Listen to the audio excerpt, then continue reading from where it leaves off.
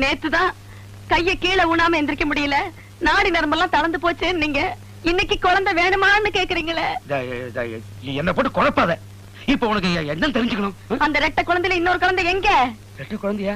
எந்த ரெட்டை குழந்தை? எல்லாம் எனக்கு தெரியும். என்கிட்ட ஒண்ணு போய் சொல்லாதீங்க. நடுவுல அந்த வெள்ளையம்மாவை எந்த வெளியூருக்கு அனுப்பி பிரசவம் பாத்தீங்க? சனியனே பீட கருத்துறோம். ஆமாங்க, கல்யாணம் ஆன புதுசுல குலோப்பு ஜாமுன் மாதிரி இருக்கேன்னு சொன்னீங்க. இப்போ சனியன் ஆயிட்டனா? ஆமாண்டி, கல்யாணம் ஆன புதுசுல நீ ஜீராவில ஊற போட்ட குலோப் ஜாமுன், ஆனா இப்போ ரசத்துல ஊற போட்ட வடை, ரச வடை, அது ஊசி போன ரச வடை, நூல் நூலா வர ரச வடை. சம்பந்தியம்மா, இப்பதான் நீங்க மனசு தளர விடாம இருக்கணும்.